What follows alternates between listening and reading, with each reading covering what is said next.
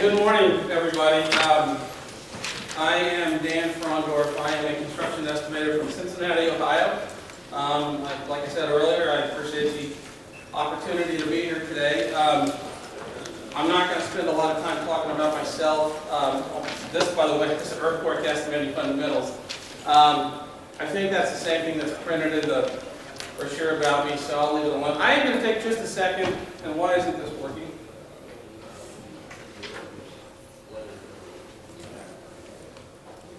Okay.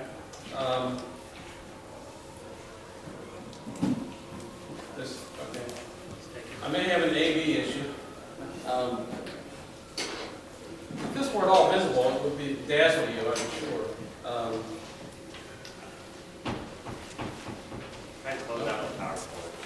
Okay, well, it can be a lecture too, I suppose. Anyway, I'm sorry you can't see that. I don't know what the heck is going on with it. It is obviously projecting, but it's not moving. Here he comes. Okay. All right, when in doubt, we get a millennial. Amen.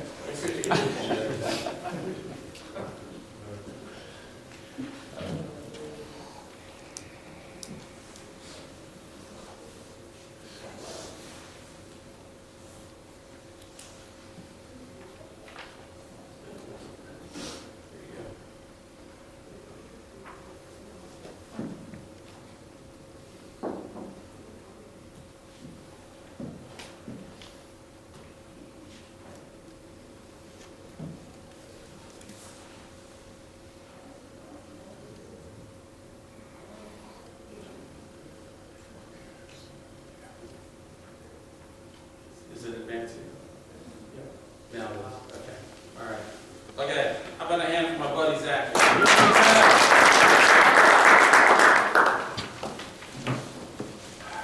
Okay. Now I will take a second to plug the associations to which I belong. ASPE, of course, is my longest tenured association I belong to, but I also belong to a group called the Consulting Estimators Roundtable, the CERT. I'm a member of CSI and AACE as well. So if you want to talk about those groups later on, I'd be more than happy to. And I'm also very happy to have 2 different professional certifications for estimators. It's just one of the ways that I've tried to set myself apart from my peers.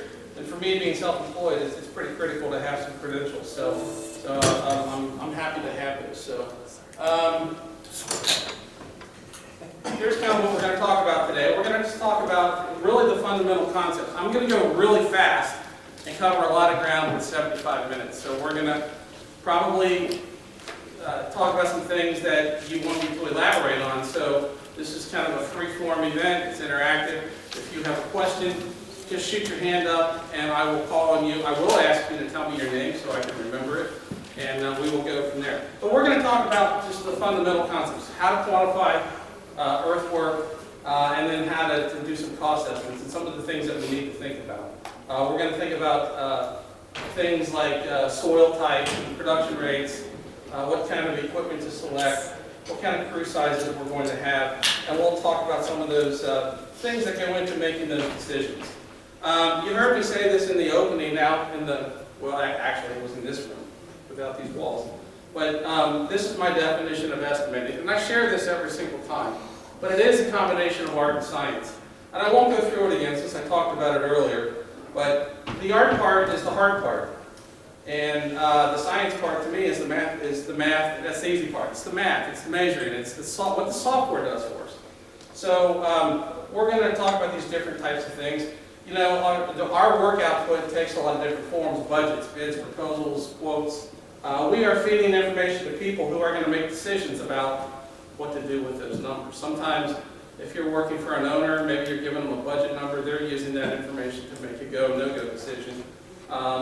Let's say I'm at the supplier level and I'm quoting the drywall on a project. I'm pretty far down the food chain, but I'm providing a quote to a sub who's going to give a quote to a GC who's going to turn that into an owner. So there are different, levels of steps along the way, and we all fit in there somewhere. So The thing about our profession is that we have to collaborate with other professions. I said in the opening that we don't have to have licenses to be estimators. We don't need a permit from the government like an architect or an engineer does. And it's really important for them because there are things that they do that impact life safety.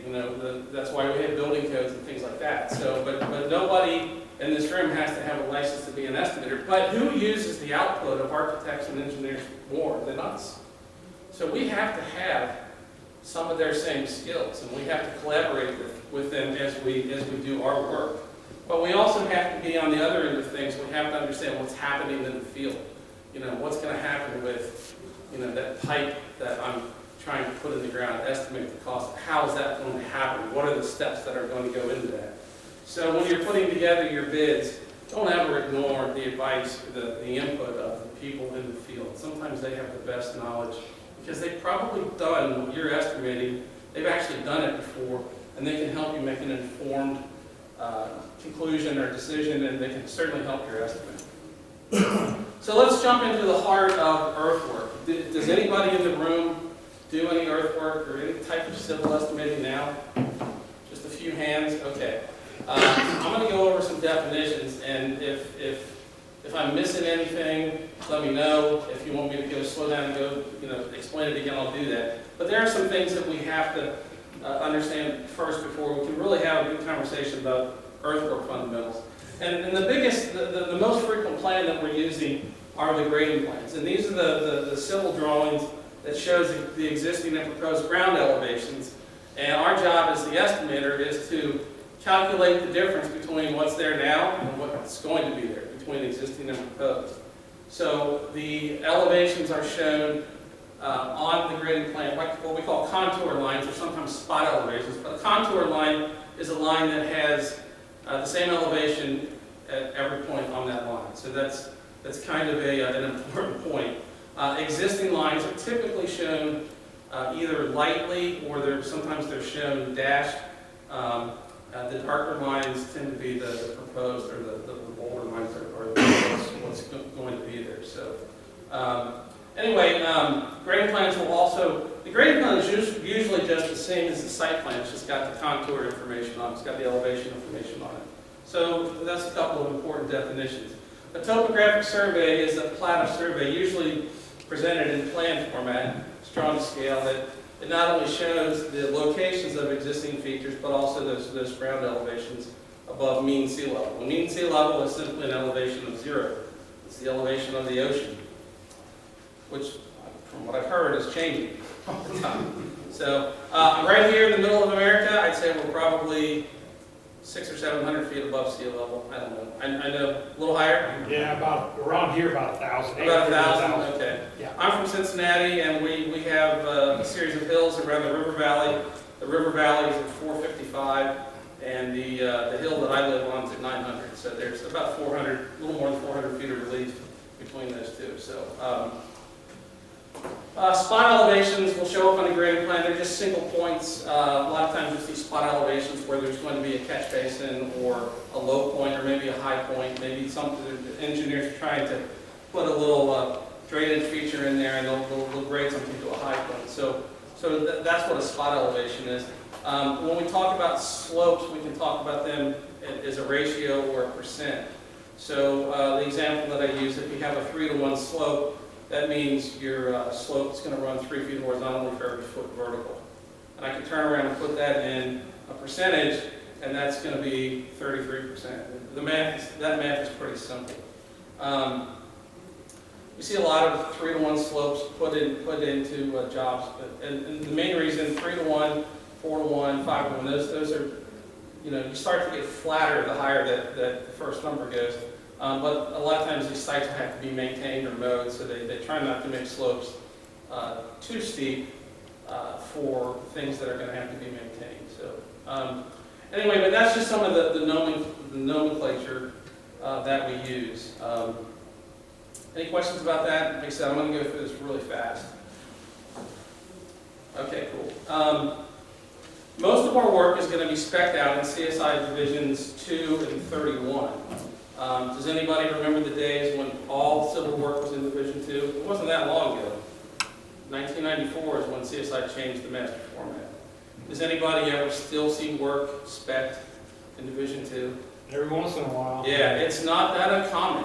Sometimes, you know, a lot of us are going to talk about knowing how to do things old school. Well, architects, they still do things old school by using the old master format. So, but most of our work now is going to be in Divisions 2 and 31, and on the C series of plans. But as excavating estimators, if we're working on a building project, we also want to be looking at the structural drawings. We want to be looking at the C series or the S series. We want to be looking at the foundation plan. And for me, whenever I download documents and it's got a building on, I'm always going to get the A300 series, which typically is the building sections, because I want to see what's happening inside that building relative to my FFE, my finished floor elevation. So if there's a change in the elevation within the building, it should show up on a building section. Elevations sometimes show that as well, but normally a section through the building will. And those sections are usually drawn through the foundation plan, so that helps us figure stuff out as well. And for quantification purposes, all we're really doing is comparing. We're comparing what's going to be there with what's already there. If it's higher, we're doing what? What do we call that operation? We're filling, and if it's lower, it's cut.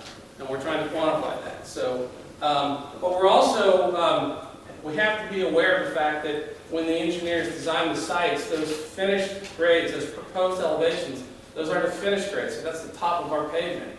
It's to the top of our floor slab. It's to the top of our lawn. So as excavating contractors, we're not going to put the last foot in, right? The paving contractor is going to do that.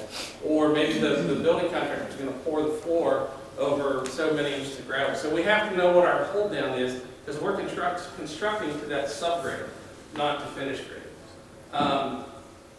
We also, if we're a lot of site utility contractors, or excuse me, a lot of earthwork contractors also perform site utility work, and that's the topic of the next seminar in this room. But we're worried about cut and fill in there as well. Cut and fill does apply in trenching for backfill for site utilities. But the thing to know about this work is it's very equipment intensive. There's a lot of what they call yellow iron. Of course, it's not all yellow, but that's the nomenclature. So we're going to be dealing with pieces of equipment. And normally, are we buying any materials when we're estimating earthwork?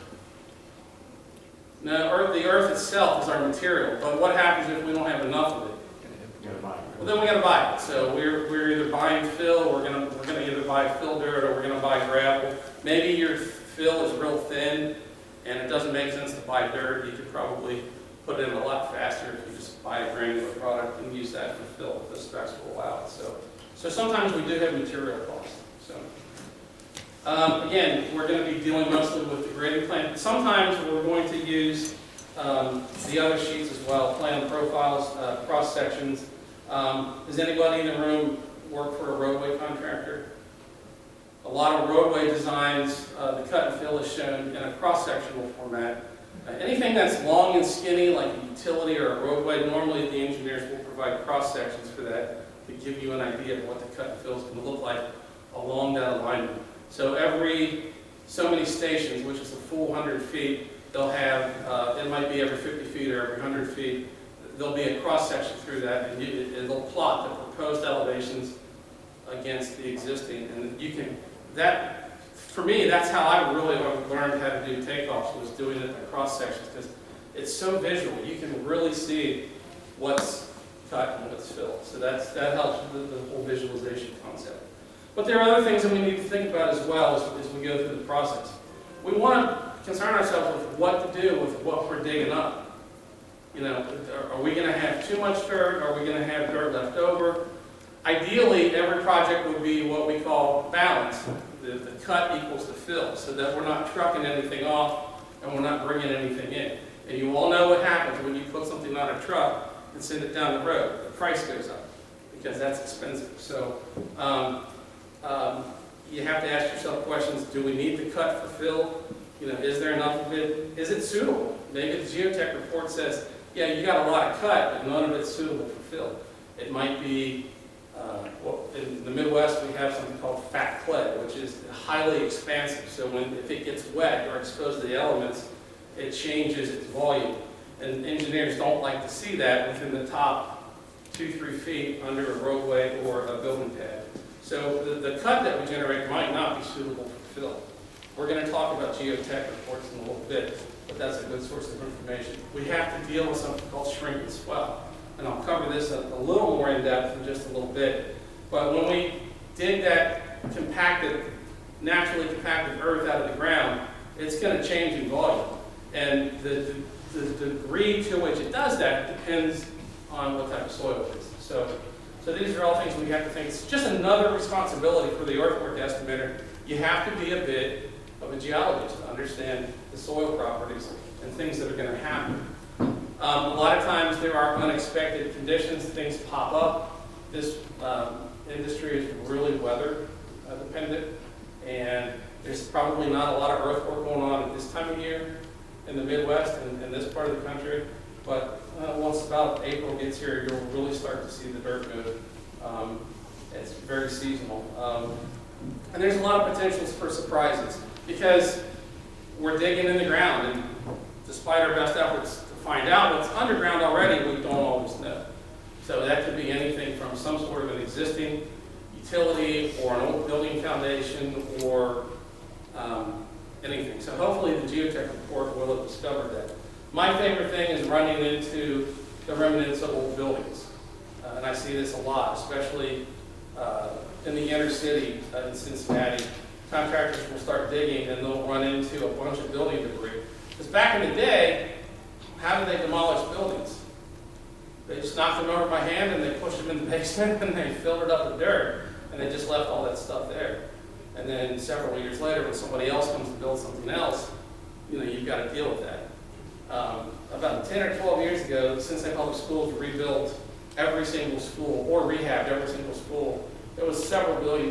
Turner was involved. They were the CM.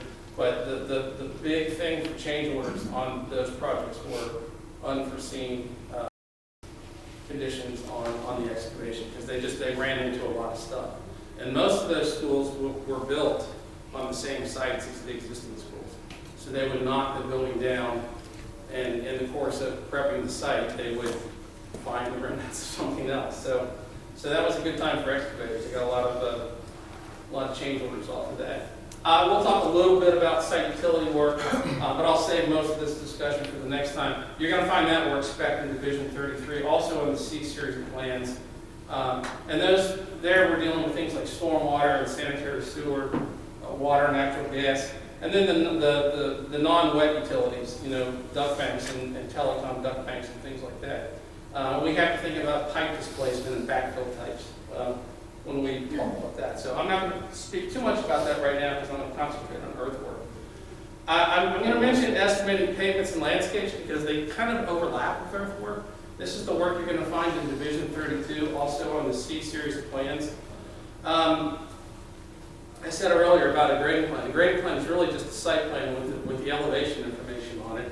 But this comes into play because we want to concern ourselves with how thick those pavement sections are. Because again, we're not constructing the finished grade, we're constructing the subgrade. So we're going to be looking at the site plan or the location plan to find out the limits of heavy-duty asphalt or light-duty asphalt or heavy-duty concrete, that type of thing. And we're going to go find those details for those pavement sections. Even though we're not bidding the pavement necessarily, we want to know how thick those things are. So we can tell the software how far down to hold the subgrade from in those areas. Just a comment about paving materials. They're very expensive. I like to kind of track all of my costs when I do a cost estimate, especially in budgets. And the highest percentage of every cost on a site project is always the pavements, every single time, because the paving materials are expensive. You have vast quantities of gravel and asphalt, and that stuff ain't cheap. So that's a big part of it. That work is very seasonal as well, and oftentimes paving and landscaping happen at the end of the project. Everything else has already happened, and really what you're doing is you're putting the final dressing on a job to make it look good. Once you pave a parking lot and it's nice and dark and black and you got the lines painted on it, then it really looks like something.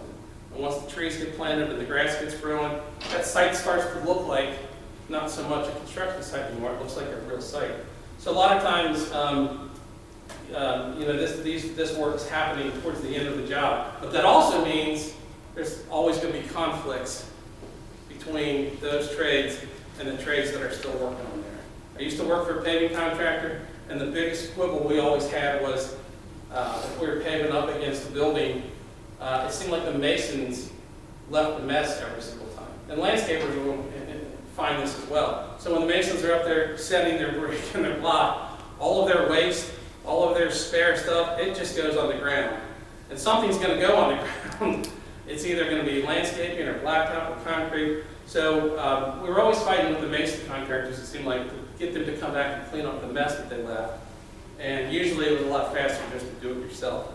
So that's just one of those little things that I'll mention to you from my experience. And then lastly about landscape, and Eric can talk to this a little bit more since he's in that business, but landscape construction, you're dealing with living things. Your materials are alive and they're subject to failure. So those trades do interact with earthwork, and I think it's important to mention them. Let's keep talking about specs for a second. Any questions about that?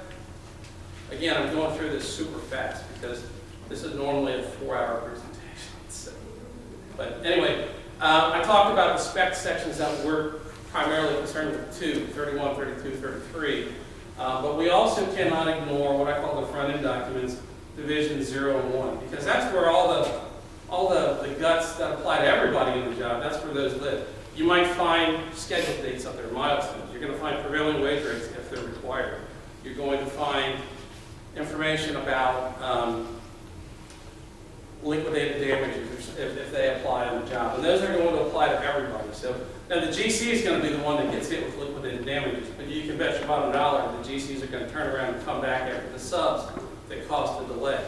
So you want to, as a contractor, you want to know what those ramifications are, and you want to know, how much time do I have to do this, because that's going to inform our cost estimate. If you have 10,000 yards of dirt to move, and you think normally I can do 1,000 yards a day, it's 10 days worth of work, but that's probably going to be 10 work days spread out over a longer time, depending on what the milestone dates are, what the owner is requiring you to do. So you may have to squeeze all that work into a tighter period, or maybe you have to work 2 shifts, that sort of thing. All that stuff's going to be up in the front end document, so you cannot ignore anything like that.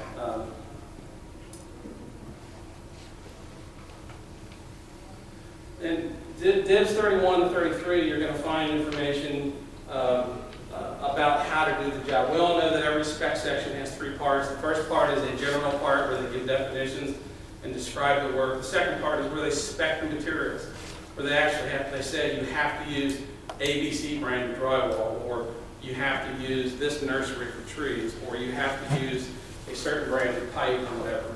And then the third part is where they tell you how to do it. They tell you things like dig your trench to a true line and grade, check it every 50 feet, do not place fill over frozen soil, things like that. So that's where they actually tell you how to do it. So you have to be cognizant of what's in the spec sections as well.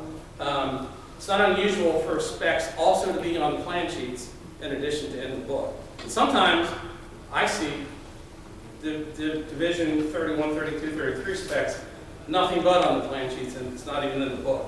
So that's not unusual as well. But as an estimator, you're responsible for whatever those documents say, and you've got to make sure that you have everything accounted for. Any questions about that? Okay, cool. Let's move on and talk about the different plan types we're going to use. I mentioned a few of these already. These are always drawn to an engineering scale, which is 1 inch is 20 feet. The smaller your scale, theoretically, the more accurate your takeoff can be, correct? So I see most things either at a 20 or a 30 or a 40. Sometimes you see things at 50 or 60, but generally 20 to 40 is a good scale to do takeoffs. Sometimes in roadway projects, they'll give you a plan and a profile on the same sheet. You'll see that on utility projects as well. I like that because you can see 2 things at once. you can see looking down on it, and then you can see the side, the sectional view of it. That helps you visualize how deep things are, especially when you're talking about pipes and things of that nature. But you have to be careful because not every, on profiles and cross sections, they're always going to have a horizontal and a vertical scale. They're not going to be the same necessarily. And they do that for exaggeration purposes, because if it were drawn at a full scale, both horizontal and vertical, it would never fit on the page. So you want to make sure that you've got that scale right. You want to make sure that your software will allow you to do that as well. So that's an important concept. If your software doesn't allow you to set a horizontal and a vertical, that you're not going to be able to do takeoffs with that software off of the plan profile. Let's see here. I've kind of covered some of this. I'm going to skip over it. There's a site plan example. This is a senior living facility north of Cincinnati. I don't know how well that shows up on the screen. But you kind of see the layout of the building. It's kind of an H-shaped building. There's a road coming up to it, one going out. There's parking kind of coming up to the building on the different sides. Here's the grading plan, exact same plan, but now you've got the contour lines on it. You don't even see the existing contours on this one, but it is on the grading plan. And of course, I can't really, but you can kind of make out the lighter shades. Those are the existing elevations, and the darker ones are the proposed. So where those two contour lines come back together, we call that a daylight. That's where they daylight. That's where the existing comes back into the proposed, and that sets the border of our grading limits. That's the limits of where we're cutting curve. Up in the upper right-hand corner, what do you guys think that is? Anybody recognize that? Detention basin. Right. So that's our assumption. But is it even, you can't read those elevations from here, I don't think. But it could also be a mound, right? It could be a mound. So you really got to look at that to figure out what they're doing. But I see pipes coming out of that thing, so I'm pretty sure it's a pond. And it is. It's a wet pond. It's a retention basin, which is different from a detention basin. A retention basin is a wet pond that stays wet all the time. It's always got water. Detention is only wet when it's raining and it's detaining the water. And then slowly releasing it. Same job, site utility plan. See, we've taken all the contour information off of here. We still see the layout of the buildings and everything, but now we can see all the storm sewers. You can kind of, I apologize, it's so small, but all the water and the sanitary and the electric lines, they're all shown on there. So we would do those takeoffs on here. We can't really get our depths of our utilities off of this necessarily. We're going to have to look at a profile to do that. But you can, it's kind of hard to see, but at each one of those catch basins, they give what's called a rim and an invert. That's simply, the rim elevation is the elevation at the top. The invert is the elevation of the pipe at the bottom of the structure. And theoretically, it's pretty simple. One minus the other is the depth of that structure. So if you don't know the depth of a pipe run, you can take a look at the depth at the catch basin that's coming from the one it's going to, and you can get a pretty good idea of what the overall depth of that trench is going to be. Do you have a question? But you would be able to get all your lengths on stuff? Sure, yeah. Okay. Right. The grade's not going to, like the grade difference, the slope's Well, not going to really change. you want to look at the profile for that. Okay. Because the slope could be such that you may have an extra foot or two of pipe. Okay. But it's not And going to be in reality, that's what you're going to need to put that in. So if they have profiles, the way we do it at Mike, and we have consistent practice, we do things every time. If a profile has been provided to us, we'll do the pipe takeoffs from the profile. Okay. It's more accurate. So you're just using this then just to visualize it? Yeah. If you have the profile? Yeah, the first thing I do, I'm big in this concept of visualization. The first thing I'm doing, I'm a civil guy. I want to see how the drainage is flowing on this. So I'm usually going to look at the grading plan. Because I want to get an immediate idea of where my cuts and fills are. And I'll show you a way that the software really helps us with the visualization in just a little bit. But I'm not doing takeoffs yet. I'm going to.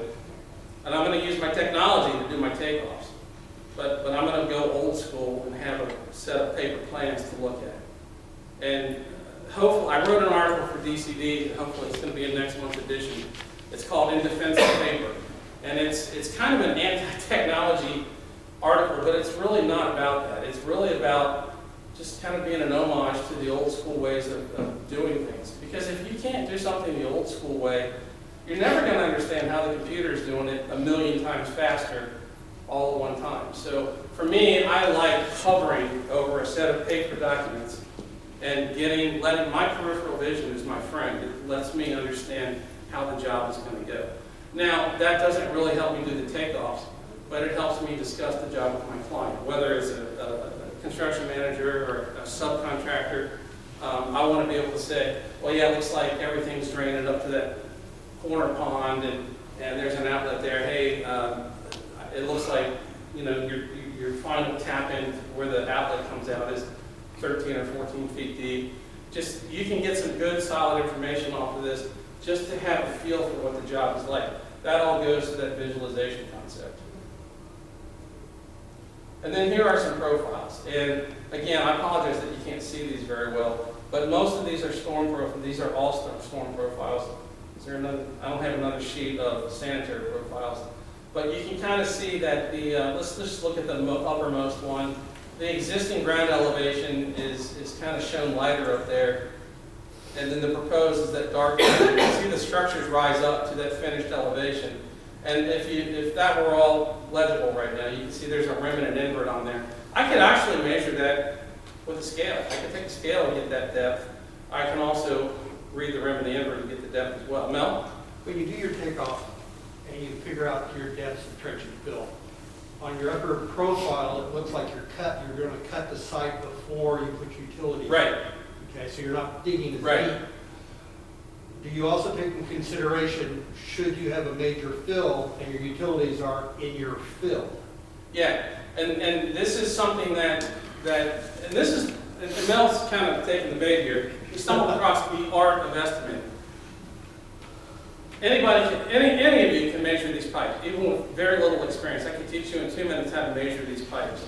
But what Mel is talking about is he's talking about sequencing. He's talking about, what do I do first? Am I going to put these storm sewer trenches in before I cut that site? It looks like there's, I don't know, 4 or 5 feet of cut. No, because I don't have to dig a trench like that. I'm going to do that cut first, and then I'm going to do my trenching. Consequently, if I have a pipe and a fill, and I can't trench through that pipe because there's nothing there to trench through, I've got to place that fill that I can come back and trench through later. And depending on the situation, you might be able to build to the pipes upgrade your fill, and then put your pipe right in the ground, and then come up. But that's kind of hard to do. That's something that doesn't get done that often because you can't control the alignment of the pipe. The pipe's going to move as you continue to place fill. It's always much better to have that pipe in a trench because then the vertical sides of the trench are containing your pipe. So anyway, but these have a different scale horizontally and vertically. So one is not the same as the other. But this is how we are going to understand how deep things are and how long things are.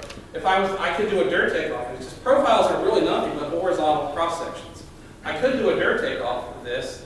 I could take off the cross sectional area of my cut and my fill, but I would have to have a cross section like this or a profile at consistent stations across the site. And the engineer hasn't gone to that trouble. They're not trying to help me take this off. They're trying to convey to me how deep the sewers have to be in order to drain this site.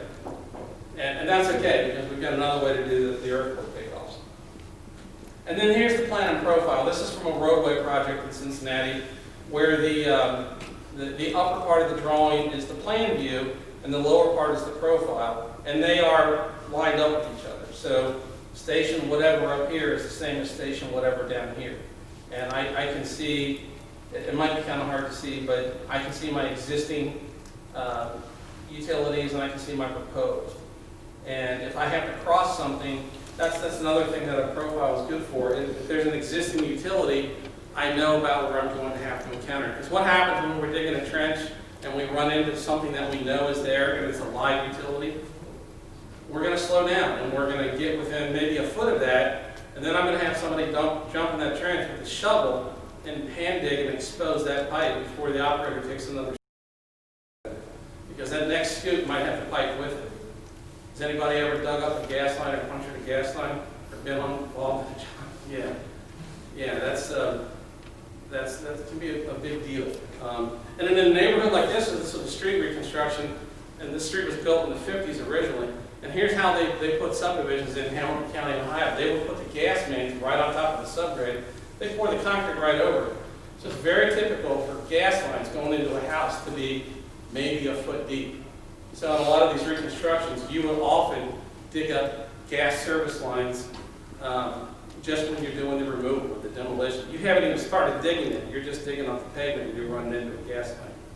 So that can be a big deal. It's one thing to break the line going into the house.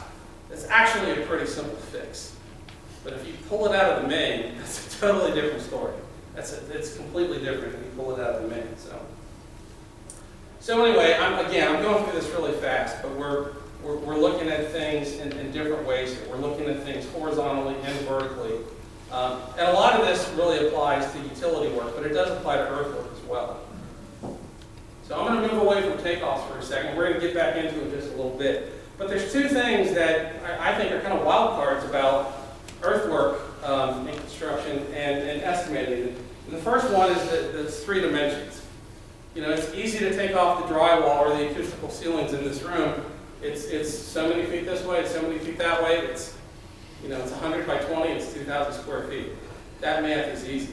But when you have that 3rd dimension, that adds another element to it. And you're thinking to yourself, well, Dan, concrete's pretty simple. I got a driveway or a dumpster pad that's 24 by 16 and it's 12 inches thick.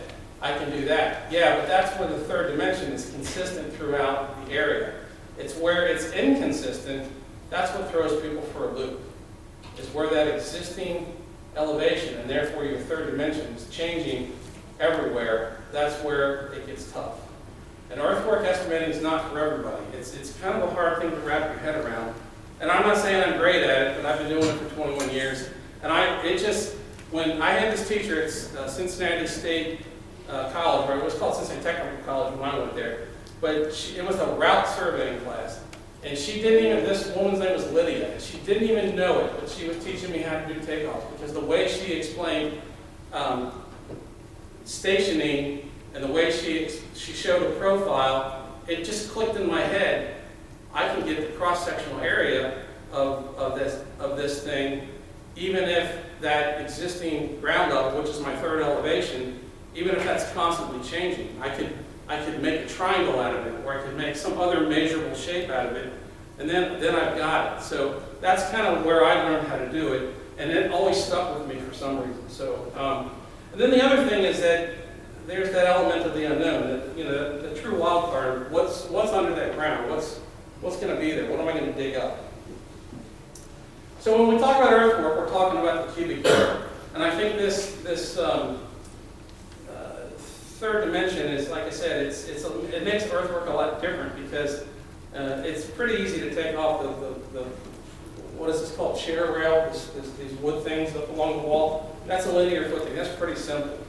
But when we have the volume of earth to calculate, it doesn't get so simple. So that's where we have to understand what the contours are telling us, because we're going to compare what's there to what's going to be there. Again, most earthwork projects start with the hope that the job can be a balanced site. We're not having to truck anything off or truck anything in. By the way, if you have to truck something in, you still have the trucking cost, but now you're buying that dirt as well. So ideally, what do most earthwork contractors want to have? What kind of situation do they want to have? Balance. Yeah, not a balance site would be sweet, but hopefully they've got a cut job with an export going on at the same time they have a job that needs filled. So they're getting paid to export it all for one job and paid to import it in another job. You're getting paid twice for it. So if you can pull that off, you're doing something right. But that's kind of hard to do. That's not always the best thing. Sometimes, if you've got poor soil, you can't use that cut for fill. Then you are going to be buying some dirt. But regardless of the soil conditions, you can have too little or too much. Both of those add dollar signs. What's your name? I'm Kirk. Kirk. Do most architects or engineers go into the designing a site with having it as a balanced site in mind, or is that something that I would assume they're doing and not talk about, or is it hey, can you do this estimate? Hey, it'd be faster if we didn't Yeah. have to do all this? Well, the answer to your question is a theory on my part. And Yeah, the that's answer- what I'm asking. The answer is no. I think Okay. everybody hopes it can be balanced. And sometimes you'll see it written into the specs, especially on conceptual estimates or design build estimates. The contractor shall provide a balanced site, or the design build entity, which is the designer and the contractor, one person, shall provide a balanced site. But that's easier said than done. Anybody can write it on a piece of paper and say, that's what your responsibility is. But I think with all due respect to architects, is there any architects in the room? I love them all, but they don't understand, for the most part, the civil engineering, the cutting and the film. So I think the answer, my theoretical answer to your question is no. It's something more, it's more aspirational than anything else. But a lot of budgets get busted off the earthwork because there's just way too much. Yeah. I worked on this project in Georgia where we went through 6 iterations of the design, and at the end of it, there was so much export on this job. The school board decided they had an option to buy this piece of property. They declined to exercise their option, and they bought a different site that was flat. So and you're thinking, gosh, you did all that effort and nothing ever came of it. But sometimes, it's sort of an estimating joke. There's not a lot of humor in estimating. There could be, but one of the estimating jokes that I always like to make is when people ask me, what do you do for a living? I say I'm an estimator, and they say, oh, that's interesting, what does that mean? And I say, well, I tell people what something's going to cost before it gets built. And then, like any good comedian, you have to wait a few seconds before you deliver the punchline, and then you say, and then they decide not to build it. But that's a real thing. I've been on dozens of jobs like that, where somebody has said, that's too much money. And usually they don't go buy another piece of property and walk away from the project. What do? What's the fancy phrase? They value engineer it. They figure out that they don't need gold-plated urinals in the men's room, and they don't need, they can go with carpet tile instead of, real pretty, ceramic tile on the floor or something like this. They'll make changes to it. It's a lot easier to do that. You have a lot more options inside the building for VE than you do on the site. I'll just say that. So that this really makes the earthwork part of it really kind of tricky for a lot of people. Now, there's a lot of smart engineers I've worked with. They know going in, we're going to have a bunch of dirt to take off this site, because there has to be. They know going in, there's no way around that. So anyway, but not having enough or having too much, they both add cost to the job. So this whole slide is really, not the whole slide, but the first bullet point is about getting that subgrade thickness right. So we've talked about that. I do want to talk about safety in excavating and trenching. This applies to trenching even more than mass earthwork. Sometimes we have to over dig to make the trenches safe or to make our excavations safe. Sometimes we have to step back the vertical walls of our excavations so they don't cave in on the people that are in the trench working. So if we are shoring it with some sort of a shoring system, with maybe a pier wall or something, or we're putting the trench box in, or if we're stepping back, all these things add cost to the job, because any extra digging I have to do, that means there's extra backfill. And if it's up against the building, it's not going to be dirt, probably. It's going to be something granular, because the geotechs aren't going to want, especially clay earth, right up against the building. They're probably going to make you buy expensive granular material to put back up against the building. But you've got to be safe. You cannot make your trenches unsafe for people. Every year you hear about somebody who was killed in a trench collapse, and nobody should go to work in the morning with the fear of not coming home because the trench caved in on them. So you have to do that. Over digging typically is more expensive than shoring something, because you have the extra time and effort of the over dig, and then the extra time and effort, and probably the material cost for the backfill. It just adds time to the job. But it's worth it if you're safe. Again, seasonal considerations. We're not going to move a lot of work dirt at this time of year, but we will in August. So you have to think about that. That's why you got to go with Division 1 and see what the milestone dates are, see what the schedule's like.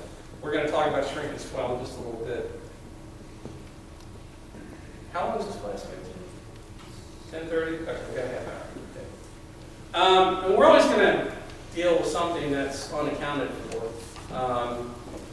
it's either going to be unsuitable soil, it might be something contaminated or hazardous that we didn't know about. And there's always going to be arguments about who should have known about it, you know. If you have a geotech report that's only got borings under the building pad, that doesn't help you on the rest of the site. And, you know, when things were kind of tight there in 2009, 2010, I saw a lot of owners cut back on their geotechnical expensive jobs. You know, they weren't just cutting back on how much they were building, but we started seeing geotech reports that were just site reconnaissance visits. You know, they really didn't have any good information about soils, because those cost money to produce as well. But if an owner really wants to have a solid building that's not gonna what they call well, that word's escaping me now. You know, settlements with not too much excessive settlement. They'll spend the money on a good geotech report. So hopefully that's going to tell you what's underground, the type of soil, or maybe there's an old building there. Because hopefully the boring reports will have exposed that, and you know about it, and you know you're going to have to deal with it. So, but anyway, once we get underground, there's no telling what you're going to run into. And you might have a really good geotech report with a dozen soil bores throughout the job, but that information is only good where? Right at that very spot. What's happening in between those bores is a bit of a wild card. You know, if they didn't discover it, you don't know it. So, and they didn't know it either. So, anyway, those are things that could add cost to the job. So I'm going to jump back into this takeoff concept. Any questions about the underground stuff? Okay, I want to talk about the takeoff method, and this is where most people start to lose it, if you will. The right way to take earthwork off is to do what's called the average end area method. Some people call it take it off by cross sections. So this is the old school way of doing it. So back in the day, the very first earthwork takeoff somebody paid me to do in 1999, I did it the old-fashioned way by drafting my own cross sections throughout the site. And I had graph paper all over my office floor. And that's when I decided I've got to invest in some software, because I can't do this. But what you do is, we need 3 dimensions, right, to get cubic yards. So we've got the flat area that we can easily take off on the plan. We've got our lengths and our widths. That's 2 of the 3 dimensions that we need. So we need that 3rd dimension, and that's going to be variable, because that cut depth or that fill depth is going to change throughout the site. So what you do is you come in and you draw cross sections on a regular basis throughout the job. Maybe every 50 feet, maybe every 100 feet. It just depends on the size of your job. The more cross sections you have, the more accurate your takeoff is going to be. So once you plot those, you'll plot a cross section with a horizontal and a vertical axis. The horizontal axis is going to show your cut and fill depth as you progress out from your starting point. And then you'll just come back and plot those. You'll literally connect the dots, all my proposed compared to all my existing, and you're going to come up with something that's going to have probably some of both. Maybe if it's an all-cut job, you're going to have nothing but cut on the site. And then you have to measure those in cross-sectional area. So let's say I have a cross-section that's the cross-sectional area, which I have to take off in square feet. It's a cross-section, so I have a different horizontal scale than a vertical scale. So every square, let's say my horizontal is 20, and my vertical is 5. Every square inch is how many square feet? 20 times 5 is 100. So I know in every square inch of every little grid I have on my craft paper, I've got 100 possible square feet in there. So you have to take the part that is applicable to cut or fill, and you have to take a highlighter and red for cut and blue for fill, and draw it on the paper and then measure it. You want to break it into shapes that you can easily measure, rectangles and triangles. And there is a lot of math and a lot of drafting. So that's the old school way of doing it. So once you have your cross-sectional area, now I've got square feet. You need to get that 3rd dimension, which now becomes a linear distance, and that's simply going to be the distance between your 2 cross-sections. So let's say I have cross-section A and cross-section B, and I have 100 feet of cut, square feet of cut at A, and 300 at B. My average is 100 plus 300 divided by 2 is 200. And let's say they're 100 feet apart. So now I have 200 square feet times 100 linear feet and I've got 20,000 square feet, 20,000 cubic feet of cut, divide by 27, that's what I've got. But to get to that point, I did a lot of drafting, I wrote down a lot of numbers on paper, and I had a lot of chances to make a mistake. But that's how you do it, and that's how the software does it too. It just does it a lot faster than any human being could ever do it. So you're basically just comparing this. And I wish there was a good visual way for me to do this, but I can't do that in a class. But if I had 3 or 4 of you standing around a table, and I had a bunch of cross sections, I could show you, and it would pop inside your heads. It's really not a difficult concept to grasp. So I have tried to do that a little bit here, if I can. You let the computer do it. The way the computer does it, you have to trace those existing and proposed contours. Then you have to put in the area so you can hold your subgrades down, and then you just hit a button and it'll calculate it for you. It's going to draw a gazillion cross sections in a microsecond, and it's going to spit it out. It's a lot more accurate, it's a lot faster, and if you have access to CAD files, most modern softwares will allow you to import those drawings so you don't have to trace the lines. The tracing is the thing that takes time, and the more modern way of doing it. But if you don't have access to a vector PDF or a CAD file, you're going to manually trace that. The examples that I'm going to show you, I manually traced.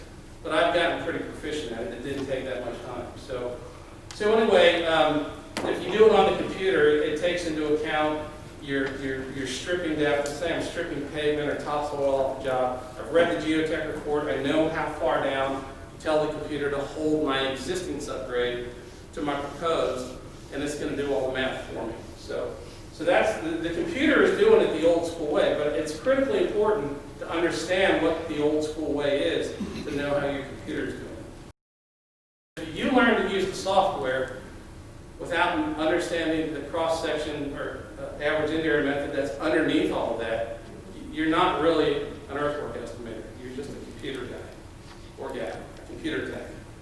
So that's the difference between being an estimator and just being a takeoff person. So takeoff stuff is important. I'm not trying to dismiss it, but knowing that underlying method is the way to do it. I mentioned earlier on most roadway projects, the engineer is going to give us a cross-section. And this is from a project, this was a road widening for a new high school. And you can kind of see the existing, and I wish I had a pointer, a laser guy, but I don't. You can kind of see the existing road over here, and you can kind of see where we're putting the new road in. You can see the curb and the gutter there. You can see the sidewalk that's right behind it. So you can see the existing earth kind of slopes off, but we need to build that up to support the new road. So that all that blue area in there is filled. So that's, and I think, I can't tell what the scale is, I should have put that on there, but I think it's 1 inch is probably, I think this is the same actually. I think it's 1 inch is 5 feet in both directions. So I was able to put this on my computer and take it off on screen, and my cross-sectional area of fill at this one station is 72.4 square feet. Do I have any cut in this? This is a fill example, but do you guys see any cut in there? There's a little bit on it. Just a little bit at that corner. What about stripping?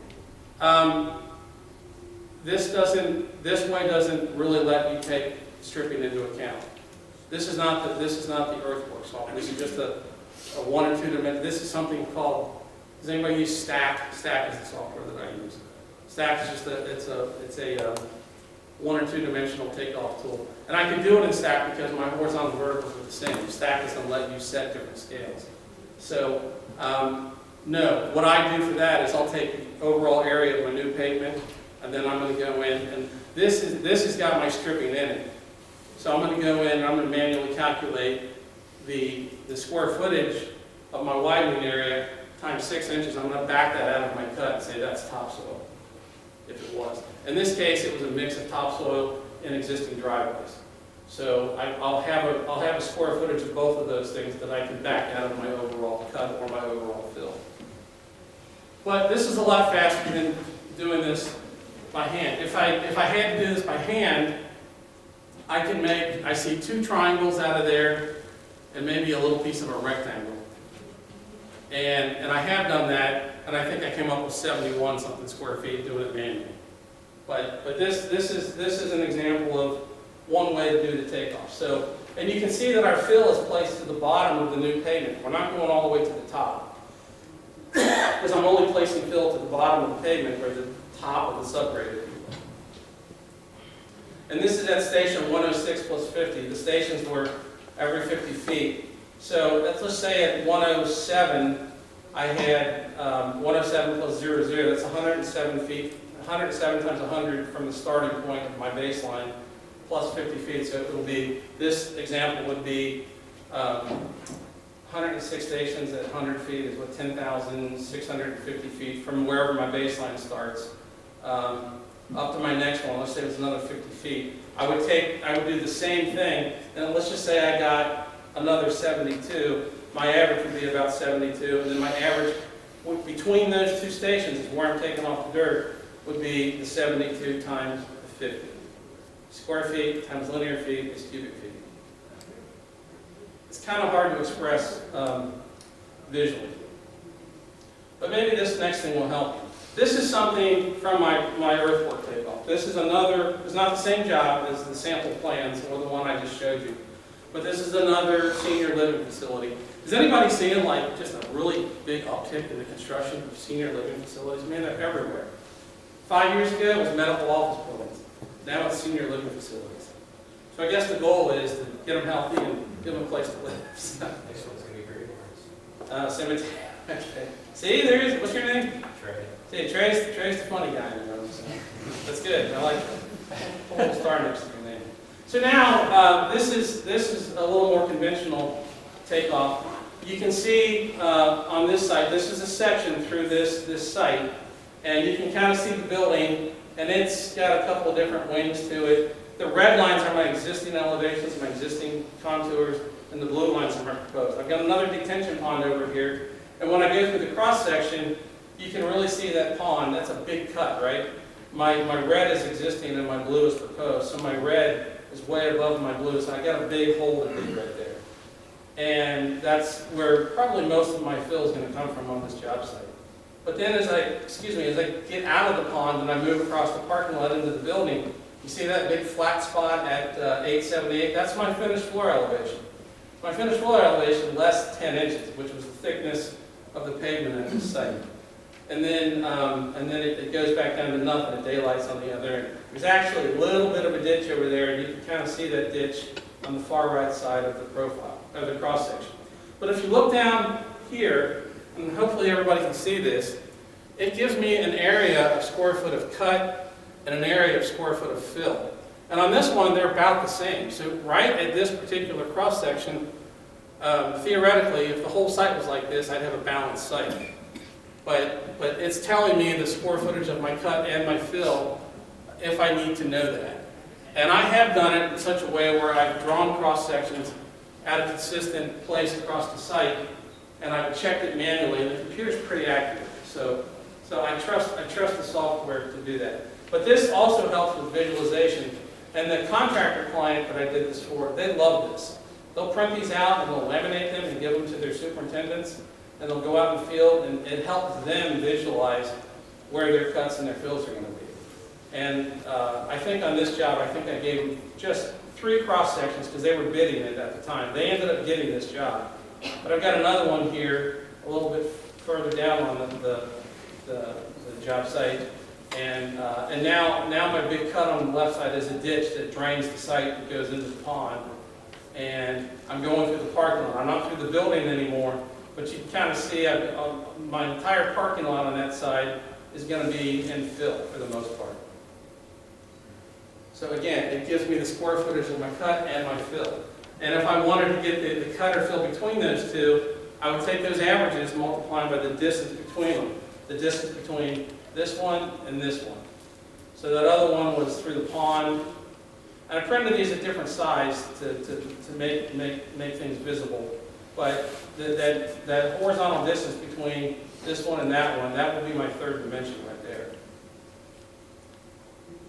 Any questions about that? I think I gave them another one going the other way. And you can really see that the bulk of this building is going to be in fill. And then down here on the far right, that's the bottom, I've got a ditch. That's the end of that ditch that's draining the overall site. And you're getting your elevation data points like from like AutoCAD file or something? On this one, I traced it. So I did not have an AutoCAD file, so I manually traced every line that you see on there with the mouse. And then you set the I set- elevation. Okay. I set the scale, I make sure the scale's right, that's the very Yeah. first thing that I do.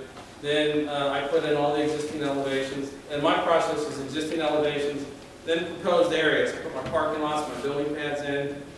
I tell the computer how much to hold down. When I put those in, the computer will interview me. It'll say, this is heavy-duty pavement, what's your pavement thickness? And I'll tell it 12 inches or whatever. And then it'll also ask me how many inches of that are gravel, how many inches. So it'll do an asphalt takeoff or a concrete takeoff for you as well. And then I come back and I put all the proposed lines in. And then I draw a border around it, around the grading limits. And I tell the computer where to tie back those existing elevations to the proposed. And propose to the existing is a better way to say it. So you can't really see it, but I do have the parking lots in there. It might show up better on this one. You can definitely make out the building. And if you notice, I made the building pad a contour because it didn't change. The building pad was the same. It was like 878.8 or something like that. So then I put all those in. This had a bunch of little outbuildings around the perimeter as well. And they had little cottages that people could buy to live in if they didn't want to live in the main building. So anyway, so there's cross sections. But the big thing I really want you to take away is that I want you to see that it's calculating the square footage of the cut and the fill at each one. If you look at this one, the cut's only 78 square feet. And the only cut you see in this cross section is really in that ditch on the far right, where it would be the bottom. But look at my cut, it's 2,500 square feet. So almost all of this is in fill, or excuse me, the fill is 2,500 square feet. It also would let me take off trenches if I wanted to, but I don't use this for site utility takeoff. And I didn't have that assignment for this client. They just wanted an earthwork. So if I had a trench in there, I could put the storm sewer trenches in, and it would show those in the site. It would draw me a little cross section through those as well. Is this still stacked? No, this is Maxwell Pro Contractor. I bought this in 2001, 2000. I started my business in '99. I bought this in 2000. It was called Quest Earthwork. Anybody ever take a class at the Construction Estimating Institute in Sarasota? Yeah, the Construction Estimating Institute developed this Quest Earthwork. They had a 1- and 2-dimensional takeoff program as well. But I learned this software when I took their class, and I really loved it. And I bought it, and it went from being Quest to Maxwell to Viewpoint, and then Trimble bought the whole McGill thing. So now it's a Trimble product. But I still call it Quest colloquially around the office, but technically it's Maxwell Pro Contractor. That program is also furnished by Viewpoint as well. Yeah, Viewpoint sells and services it as well. But I don't think you can buy it as a standalone product. I just bought a brand new copy 2 years ago. Standalone? They didn't make you buy the rest of it? Okay. When I bought this I bought this when it was Quest, but then I bought the updated version. I stopped paying the tech support on this because, and my software friends out there in the hallway, they'll kill me for saying this, but they make all their money from the tech support fees. But I never used the tech support. So why am I giving you $3,000 a year for tech? So I just stopped paying it, so I stopped getting the updates. But then every time I bought a new computer, it wasn't transferred. So I had to buy it, I kept having to buy it. So I think I got $6,000 invested into this software. So just from the last time I bought it 2 years ago. But as far as I'm concerned, they're never going to make anything better about this software for earthwork calculation purposes. All the improvements they're making now to it are for exporting database for model preparation for contractors to do machine control. I don't do that. I'm an estimator. I don't get involved in the field. My clients do that though, but they have their own model makers that they use, and they buy that equipment that they call machine control. They buy it from a dealer, and the dealer's got somebody that sets up all they take the CAD file, they'll do whatever they got to do it controls the blade, so the operator should really drive the piece of equipment. But I'm not, that's not what I do, but that's, all the software improvements they're making have to do with that, not the takeoff part of it. This is as good as it's ever going to get for takeoff. And then it works for me and I like it, so. But then the last piece of this puzzle, check my time here. This is what the final product looks like. So I can do a cut and fill grid, and the clients really like this. And I'm not here necessarily to sell the software, but it is a tool that I use. And this is all I gave them. I gave them those 3 cross sections and this. This is all they wanted. They just wanted me to summarize the cut and fill. And this job was mostly fill. You can see that it had 15,000 some yards of cut and 29,000 yards of fill. So for them to build this job, digging that pond wasn't enough. So there were some other options they could do. They could buy that dirt and import it. They could dig that pond deeper, right? They could. They could make the pond deeper than it needs to be because it just has to have enough storage capacity. It's a stormwater detention pond, and those requirements say that's the minimum they have to detain. But they can dig the pond deeper to maybe get that. They're not going to get another 14,000 yards of dirt out of that pond. But they might dig a bar pit someplace else on the site. This owner owned the adjacent property as well, so I think that's probably what they're going to do. So I've given them the cut, the fill, the topsoil strip, the topsoil replacement, and I've given them all their subgrades. And I've told them not only the square yardage in area, but also the hold down thickness as well. So, and it's in grid format, so it really helps that visualization concept. So they know if nothing else, they're going to go out and start digging that pond and lugging all that dirt over into the middle of the site where their building pad's going to go. And that helps them select equipment. It helps them select how they're going to do it. It helps them select sequencing. Now they definitely will use all their site utility spoils for fill because they need it. That's another decision that they made. So they know they don't have to truck any of that off-site. Trey? Are you giving all those quantities in like a loose cubic yard or like a bang? Yeah, that's a good question. These are all raw, so I don't have any shrink or swell applied to these. So, and I don't think I say it on, yeah, it's up there at the top. The quantities are raw. So I haven't applied shrink or swell. Because two things. They didn't give me a geotech report. One was not available on the site, so I'm just giving them the raw cut. Well, by raw, I mean unswollen and no shrink. Because there's no geotech reports, I really don't know what kind of soil it is. But it's in Claremont County, it's 30 miles east of Cincinnati. It's going to be a mixture of lean and fat clay, and then down about 10 or 12 feet, it's going to turn into granular. It's going to be a lot of sand and gravel. So for the most part, you know, I had a pretty good idea. But I want them to decide what their own shrink and swell should be because I don't want to be on the hook for making that decision. So I'm making them find that out. Now, if they give me the geotech report, I'll read through it and I'll say, I think this is going to be 15 or 18%, but I'm not taking responsibility. I don't set prices for people, and I don't determine shrink and swell. I understand it and I can talk about it, but I don't take responsibility. Because that's a dollar and cents thing for my contractor clients that I make them do. They're the ones taking the risk. I'm just giving them the information. So that's why that's a good question, Trey. Okay, we're coming up on the end, so I got a lot more stuff to go through. I talked a little bit about geotech reports, but they're going to give us a lot of good information. How thick the topsoil is, what's underneath the topsoil. If we get the stripping depth wrong, it's going to throw our whole takeoff off. Because if I assume that there's 6 inches and there's really 12 inches, let's say it's a new place that it's going to go in where it was a soybean field not that long ago, the topsoil is probably going to be a lot thicker than that. So that's the sort of thing that the geotech report will help you understand. So if you take the wrong stripping thickness in there, you're going to have a lot more of your cut is going to be topsoil that you can't use. And I noticed a lot of you taking pictures of the slides. That's fine by me. But if you like this, all you have to do is ask. So I'll give you a business card. When I did just start to get into this, shoot me an email. My preference is that you send me an email so I can just respond to your email with this attached.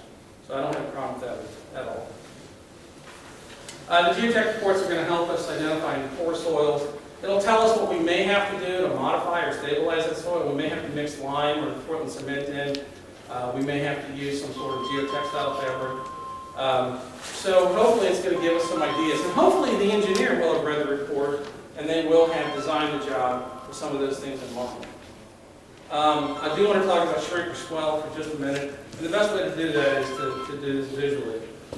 Basically, when you dig a cubic yard of earth out of the ground, depending on the soil type, it's going to get bigger because you're creating a lot more voids in that soil. And then conversely, when you put it back in the ground and you compact it, you're taking most of those voids out of there. So you're going to pound it down to where it's less volume than it was originally. So the thing I think is ironic about the concept of shrink on fill is that you think, oh, I'm getting rid of dirt, that the number is shrinking. No, it's not. It means your soil is getting bigger. I mean, the amount of soil that you need is bigger. So both shrink and swell involve soil volumes that get bigger. And a lot of people, they get confused on that as well. The shrink means I need more, not less. Trey?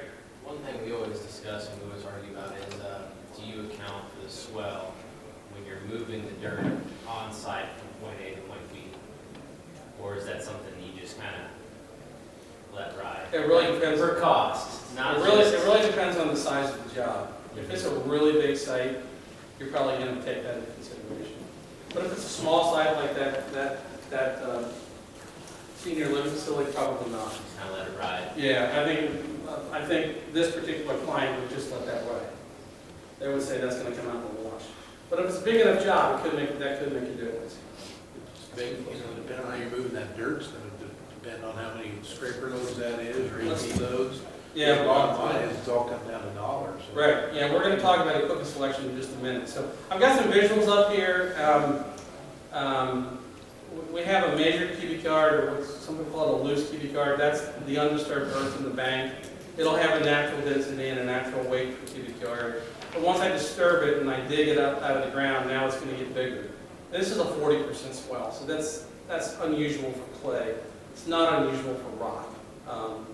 If you have a granular material, the swells are going to be a lot less because the swell really depends on how much silty type of particles are in the make up the soil. And the more silt particles you have, the greater the opportunity for expansion.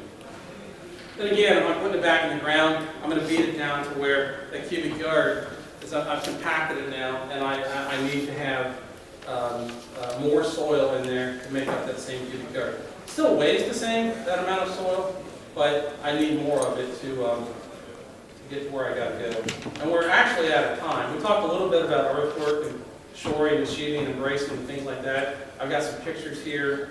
That's a pier and lagging wall that's holding up the vertical wall of the bank. The picture on the right is the use of a trench box, a little more applicable to site utility work. I want to talk a little bit about the type of equipment we're going to use. I've got some pictures on here. For cutting, I need something with a shovel, and I need a way to transport it. So a scraper is a material that'll cut and transport all in one piece. A track hoe and an off-road truck is something that you see quite frequently on big cut and fill jobs where the hoe is digging and loading the truck. Sometimes if the haul distance isn't very great, you might just push that dirt with the dozer, with the big dozer like the D6 or D8. But a lot of jobs, you've got to get rid of the dirt, so you're going to have to put it on a truck that goes over the road, and you're going to have to use an on-road truck. And I've got a picture of that here coming up. To place fill, or what they call embankment, I need something with a blade, and I need something that'll compact. I need a roller of some type that's either smooth drum or it's got some truncations in it, like a sheep's foot. So that's how I'm placing fill. I've got some pictures of some things here. The upper right picture is a picture of an on-road truck being loaded. Obviously, that's probably an export job where they've got too much dirt. These are all things you guys have probably seen. I want to talk a little bit about the components of equipment cost. Generally, it costs a lot more to rent a piece of equipment than to own it and maintain it yourself. But there's a lot of operating costs that go into it other than the labor to run it. So labor, that's a labor cost. As far as labor classifications, we're usually going to have operators and skilled laborers, sometimes they're unskilled, that are working behind the equipment just to make sure. And if it's a big job, sometimes it's not unusual to find a mechanic on the job site to keep things fueled and oiled and working. I talked a little bit about this before outside and in the intro. The cost estimating 101 is you take your quantity, the art part of this, your intuition tells you what my production rate is, how much can I do in a day, and the 1 divided by other is the duration. It's really pretty simple. So that's called production rate. I have an example here of production rate of 150 yards an hour, and I got 32,600, so I need 217 working hours for 27 days. That's, you know, I've boiled it down to that 150 yards an hour, but there's a lot of thinking, a lot of math, and a lot of experience that goes into that production rate, because that's not going to be the same on every job. They're variable. Soil type and excavating is really one of the big things that comes into play to help you set production rates. And most of us, like in any estimating trade, are going to rely on our past experience. So I have a cost estimating sample up here. It's probably pretty hard to read, but this is done in Excel. This is not out of any particular format, and I think this is an export job, so I've got some on-road trucks in there. But I got 4 main classes of cost. I've got labor, equipment, materials. Then I've got incidentals or subcontractors. Some people call this general conditions. So everything on here goes in its own place over here. And I like to track these percentages right here. I like to track those because those are my rules of thumb. So generally, I'm not going to have any material cost in a haul-off job because I'm not buying any materials. But if I had a disposal fee, which I do, I got to pay a dump site. I've got 50 bucks a load in there. So I got $38,000 in incidental or general conditions costs. I've got to pay to get rid of that dirt. It's not a real thing. It's nothing I can touch and put my hands on. It's not a material in that way, but that's still a cost that I have to incur. So I've just added everything up. I divide by my unit cost. And generally, in the Midwest, if I'm between $20 and $30 a cubic yard for exported truck dirt, where I'm putting it on a truck and getting rid of it, and paying to get rid of it, I'm usually in the right ballpark. So if you get a copy of the PDF from me, it'll be a lot easier to see that. Those are my digits. I went through this really fast, and Eric's going to kill me because we're 5 minutes over. But if you have any other questions, if you take the site utility class, I'll be in here for that. We'll probably talk earthwork, that class a little bit, like we talk site utility in this class a little bit, they go hand in hand. But I hope to see you again. If you have any other questions, I'll be here all day, folks, and I'll be happy to talk to you. If you want to shoot me an email, if you have any estimating questions about earthwork, I do email quite a bit. I'll answer questions. If it gets to the point where I think my meter should be running, I'll tell you. I'll be honest. So, thank you for your attention this morning.